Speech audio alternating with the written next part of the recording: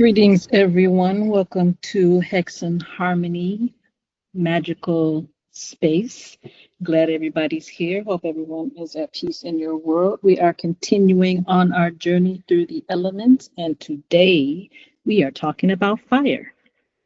Fire is a dynamic and transformative force that is often associated with passion, energy, and creativity. It is the spark of life, and it's not just physical flames, but also the inner drive that fuels our ambitions and desires. It embodies transformation and it can consume and destroy, but it also purifies and renews. So, in many traditions, fire is seen as a catalyst for change that ignites the potential within us and illuminates the path forward.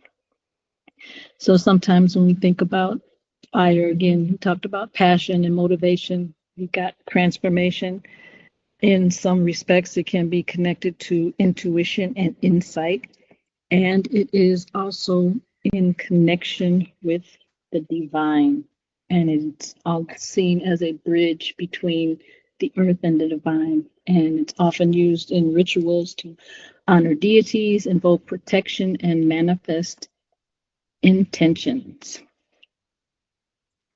So, some fire myths and legends we have are Prometheus from Greek mythology, who stole the fire and gave it to humanity.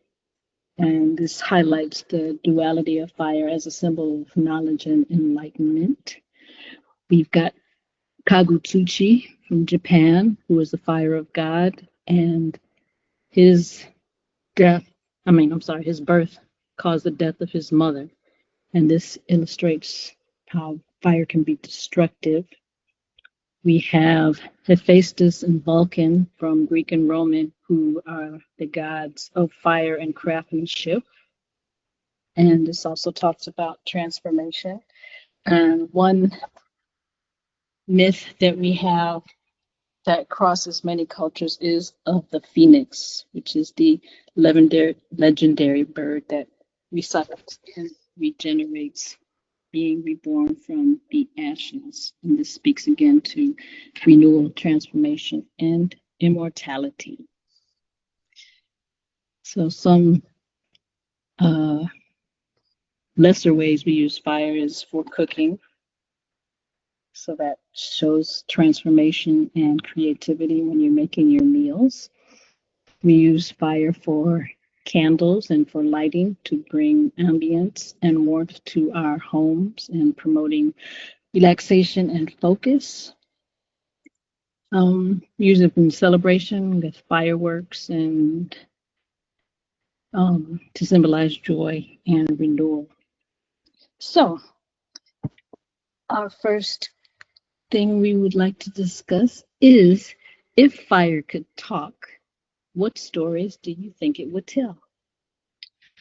I think if fire could talk, it would speak in a voice that crackles and roars, and its stories would be ancient and primal. Like we spoke about Prometheus, the first stolen spark from the gods. The flames that gathered early humans around their first hearth, and the fires that forged swords and melted crowns. Well, I like that because I was going to say something similar but less poetic because, you're the author and so everything you say is really poetic. But the stories I imagine fire telling are deeply transformational because fire burns impurity out. And that goes with the sword forging because it has to burn out the impurity in the metal to get a clean blade. And just other things that fire burns impurity out of. And so we go through the fires of trial and tribulation and we come out on the other side a different person. And so, yeah, to me, fire speaks deep transformation. Yeah, I would envision fire like partially shadowy, mystical, what's his name? I think you would speak kind of like, this is Liam Neeson. That's him. I get Somebody like that. I get that. Yep. Liam Neeson, or what's his name? Benedict. Cumberbatch. Yep. One of those. One of those. When I think of fire, I think of dragons. Me too. Yeah. Okay, so what is your most memorable fire-related ritual or spell you've performed? I don't think I have a favorite or a memorable one other than the fact that I use fire for ritual a lot in shamanic work and Mhm, for releasing things into the fire mhm, in my shamanic practice. So, I mean, I guess if I had to say most memorable, I'd say that because I do it a lot. mhm. But I like fire. Yep, it's the pyro in us. Yeah, I mean, Fire. obviously I like water because I tell you that every time we talk about an element, but I like fire too. And yeah, Yeah. I would say I found a very small uh, cast iron little pot, so it's like my little cauldron. hmm And like you said, burning things and releasing things in it because now I don't have to worry about burning up anything right. because it even has a little lid. So, I like burning things. Definitely releasing things are my favorite things to do with fire. Yeah, anytime I feel heavy or whatever, I just do a fire ritual and blow the heavy feeling into a twig or a piece of paper or whatever I have handy and burn it and Yeah. let it go. It's so simple. Yep. And this is the point where we had some really mega technical issues, but we kept going. I buy it individually and I mashed it all up together so we would have a somewhat coherent discussion. If you could see me, I put discussion in quotation marks because it really wasn't a discussion. But we can at least have an episode where each of us is discussing the fire element. So the rest of this sounds a bit different than the first part and different than our normal episode, but here we go, continuing on with the fire element. How does fire influence my personality and creativity? Well, for me, I like fire. I like water. I like fire. So it influences my personality and creativity because there are times when I can be fire. So I try to embody the positive aspects of fire so that they can be used in a way that is helpful. And as far as creativity, I like to light candles, so therefore using fire. I like to light incense, again using fire, and that helps with the creativity. Just sometimes just looking at the fire, just watching it move and burn and crackle, and brings me peace of mind and stimulates my creative juices. So just being able to connect to it is an influence on my personality and creativity. For me, fire energy shows up as gut level clarity. When something's right, it feels like a spark catching, fast, certain, impossible to ignore. Fire pushes me to act on instinct, to trust that first flare of knowing instead of overthinking it to death. Of course, that can mean leaping before I've double checked the landing, but sometimes that bold, fiery impulse is exactly what I need to keep moving forward. So, when I think of fiery energy becoming overwhelming in my life, I like to bring it back into balance because I feel like we need to keep all of the elements in balance within us because otherwise things get too one way or to the other. But we don't always live a harmonious way. So when things aren't that way and fire is too overwhelming, I try to tamp it out, not by literally putting the fire out, but more about giving it a safe place to burn so that it warms what I'm doing but doesn't scorch my work or what's going on in my life. And I do that by grounding, by walking barefoot outside, connecting with the earth, bringing the earth in to kind of cool that down. Sometimes I'll call in water with long baths, or if it's summertime and I can go swimming, I'll do that. Um, Even just my daily drinking water, when I feel like fire is way too out of balance in a way that it's very overwhelming and there's too much fire, I will increase the amount of water I drink during the day. And I try to drink a lot of water anyway, but I will even increase that. Um, Breathing practices as well, slower inhales, longer exhales, that cool, all of that, the water, the earth, the breath, it all cools that fire down, but I don't want to do too much of that.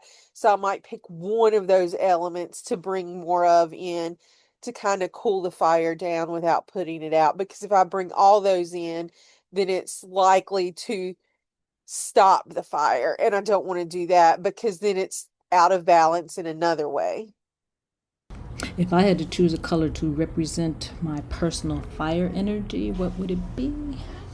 It would be electric blue, because blue is one of my other favorite colors, and blue is the hottest flame you can get. So I like to connect to the blue flame being the hot flame, being the most creative, most passionate, most transformative flame. So I would choose electric blue. If I could only use one fire tool for a year, I think it would be a candle. And not because a candle is my favorite per se, because a bonfire would really be my favorite. I don't do bonfires that often because of where I'm at, kind of deal. I don't live in a place that makes it easy for me to do bonfires or to have bonfires, but that is my favorite tool for fire energy. But if I could only do one, if I could only have one fire tool for a year, it would be a candle because they're easy to contain. They are easy to use in different ways. And as long as I'm not limited to one specific candle, but just candles in general, I can use different size candles, different color candles. I can bring in other elements with that. I can carve my intentions into candles. I can dress candles with different oils. I can burn herbs with my candles. So I guess if I could only use one fire element for a year, it would be candles because of the sheer amount of things that I can do with candles that I can't necessarily do with a bonfire or any other fire tools. Bonfire, no contest. There's just something primal about gathering around a big open flame. It feels like stepping back into some ancient rhythm. A bonfire is big magic. It can hold your intentions, burn away what you're ready to release, and connect you to other people at the same time. Plus, let's be honest, the energy of a bonfire under the stars beats a single candle on a rainy day every time. Safety tips for working with fire. First, you need to make sure that you are in a well aerated area, meaning it's not so closed in that it would be a hazard when there's some window or some ventilation around. If you are burning anything, make sure you are burning in fireproof containers, or make sure that if you're doing incense, it is placed somewhere where it is not liable to catch anything else on fire while it's burning. And it is always wise to not leave your fire, your incense, your candles unattended. Someone should be there just in case. I have too many cases of people who have burned down houses, rooms for leaving these things unattended. So make sure that your materials are, that your fire is attended at all times. If you are burning glass, like in motifs or something like that, make sure it is sitting on top of something solid wood or some type of pot holder or something that is not flammable. And be mindful, because sometimes if you leave your candle burning too long, the glass can get too hot and it can actually crack and cause damage. So always be mindful of that. I wish more people understood that fire isn't only about anger or destruction. Yes, it can burn, but it also illuminates, transforms, and creates space for renewal. Fire is the element of passion, creativity, and spiritual will. Without it, we'd stay stagnant, too comfortable. We wouldn't be able to move forward. It pushes us to action. It sparks inspiration. But it can be fierce, and it's often exactly what we need, that fierceness. And I think that people forget that fire is sacred. It's not just wild flames, but there's also the steady candle that lights the way, or the hearth fire that holds community, and the fire of the sun that sustains life. And if you think about it, what part of fire speaks to you most? Its power to destroy, its ability to inspire, or its warmth that sustains. What would that be for you as a listener? For me, I think that it's the warmth of the fire that sustains, and that's probably because I hate winter and I hate being cold. And so I love to sit by a hearth fire in the winter, because it does warm me and it brings me back into vitality and keeps me from wanting to literally hibernate. And we always talk about the winter being a time of hibernation, but we don't literally hibernate. But sometimes I feel like I want to. Part of that is seasonal affective disorder. Part of that is just generally hating the cold. But the literal fire in a hearth, that warmth, that brings a spark back to me. I think I want people to understand that fire isn't just chaos and destruction. It's also transformation and clarity. Fire doesn't burn for no reason. It clears out what no longer serves. It lights the path ahead. It warms the soul. It's not something to fear or to control completely.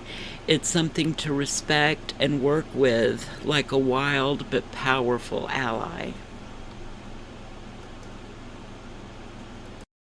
If I was to create a fire-themed festival, I would definitely do something at sundown, as you're at dusk when the light is transforming into the dark. I would have tons of candles and lots of incense, and perform some type of intention setting or releasing ceremony. Get creative, get some nice little paper, some cool paper, and some cool pens, colored pens for writing, and outside, like around a fire pit or on a beach around fire, and have some nice cushions for people to sit on or lay on, and provide some type of liquid refreshment so that you're able to write what it is you want your attention or what you want to release, and be able to sip your drink at the same time, so like a sip and burn type thing. I guess that's what I would do if I was going to create some type of festival with emphasis on, incorporating phoenix and other fire animals. Of course, I would have dragons and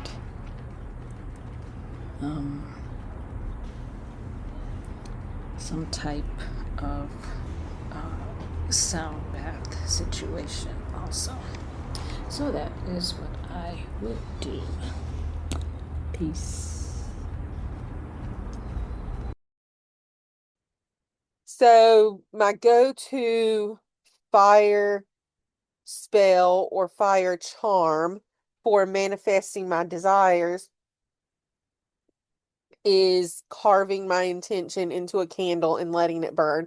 I try to pick a color that for the candle that corresponds to what I'm manifesting, and I will literally take a toothpick. That's usually the easiest for me to use, but sometimes I will use whatever's handy if a toothpick is not. But I will carve the word into the candle. So let's say I'm manifesting money. I will take a toothpick and I will carve the word money into the candle, usually a green candle or a gold candle in that instance, because both of those colors resonate with money.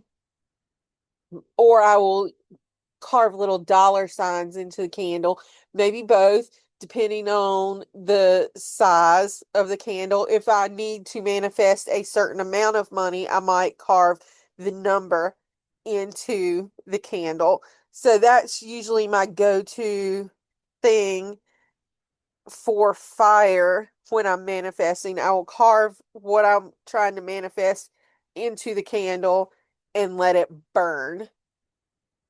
And then the smoke releases and it will carry my intended manifestation into the universe for me.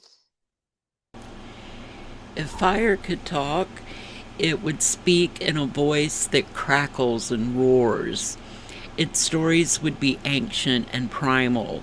The first stolen spark from the gods, the flames that gathered early humans around their first hearth, the fires that forged swords and melted crowns. It would tell of passion and rebellion, of burning desire and cleansing destruction, of cities turned to ash and phoenixes rising from embers. Fire would brag about being both creator and destroyer, the matchmaker of lovers, and the great equalizer of kings. And every tale would end the same way: I leave nothing unchanged.